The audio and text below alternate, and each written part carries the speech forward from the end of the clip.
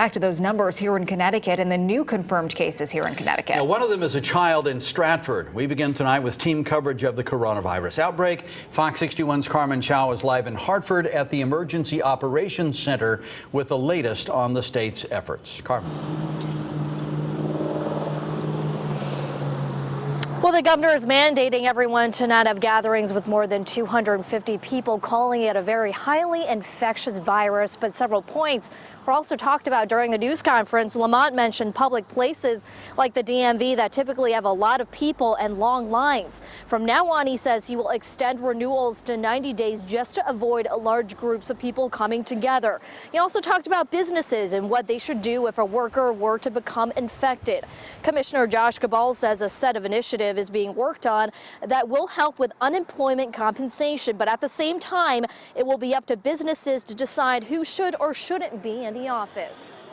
A set of initiatives that is being developed and we'll be sharing hopefully in the next couple of days. But as the governor said, some of those that we're confident we're going to be including have to do with companies that have received DECD assistance and giving some additional time and flexibility on repayment.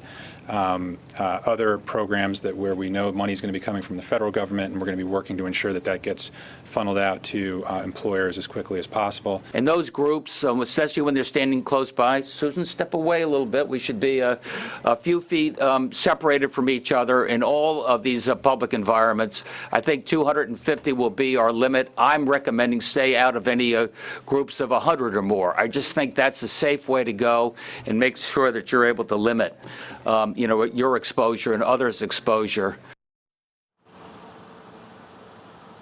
And the governor also talked about schools, saying currently 19 districts have already closed or are scheduled to close. And also a 180-day waiver will also be implemented. So that gives time for superintendents to figure out what they want to do.